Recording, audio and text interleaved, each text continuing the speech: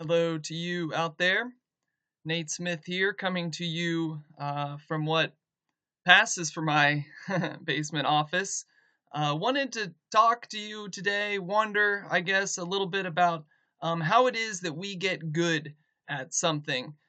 You've probably heard me talk before, say out loud, that, if you want to learn how to do something, you find somebody who's doing it and who's doing it well, and you do what they do. That's kind of what I did as I've embarked upon a career in e-commerce. Frankly, it's what I've done at anything. It's what I did when I wanted to become an umpire. It's what I did when I decided I wanted to get in shape and set about distance running. And it's what I did in this new craft that I've embarked upon now, drop shipping, e-commerce. And people have contacted me and said, Nate, you seem like you're having a little bit of success, or people that I haven't heard from in a really long time, for a long while, will contact me and say, what are you doing? And I'll, just relay the information. I'm not really a salesperson at all. I just kind of tell them, you kind of tell them what you're into, and let them know. And they think it's all well and good until they find out, well, there's an investment up front and I don't want to have to part with $20. Why should I have to pay? Well, you pay for the training, honestly, continuous training in both Amazon and a dozen or so other suppliers, but people don't like that. They don't want to part with that $20. They think, why should I have to pay money up front? And I've thought about that. I wondered about that. I didn't love that myself, candidly, when I first got started. But as you think about it more and more, it makes sense. One example, I've written about this before. This picture here in the background that you're looking at is the Cox Media Group building. It's WHIO Channel 7 CBS affiliate in Dayton. It's a radio station. It's a somewhat big, quasi-big regional media conglomerate. It's where I used to work, honestly. Some of you may or may not know, I've said it before, I think, actually. I have a journalism degree, and around 2009-10, when I graduated from college, I was looking for a job. I wanted a career. And Cox Media Group was one of the people that I contacted, responding to this ad. I was working part-time at this small radio station. I wanted to work in a bigger market.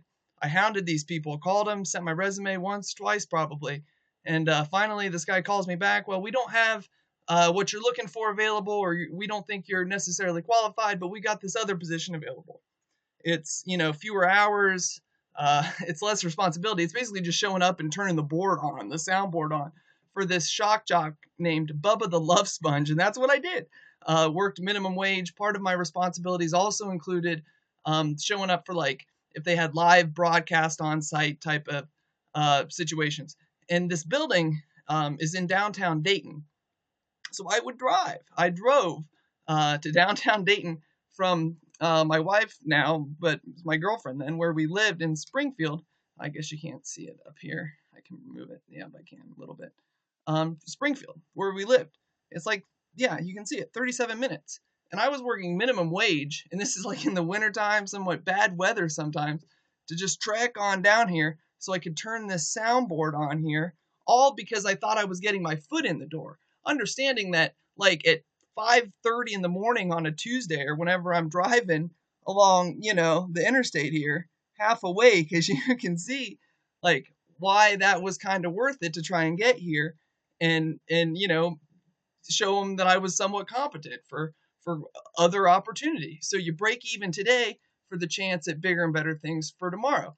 And that's kind of what I went into this business with. I think that's kind of the mindset that you have to go into. And it's just interesting that people will think, that way, will think one way, I guess, when they're setting about a job, but they don't necessarily want to have that investment up front. But really, I mean, all it is, $20, you'll spend it tomorrow, probably. I will. This 20, you'll go get a coffee, and then you'll put a little gas in your car, and then you'll pick up a pop for later or something. It's $20 to learn a training program, continuous training to how to sell and profit from an industry that's coming and going, whether you benefit from it or not. So that's my take on it tonight. Thanks for watching. I'll see you in the next video.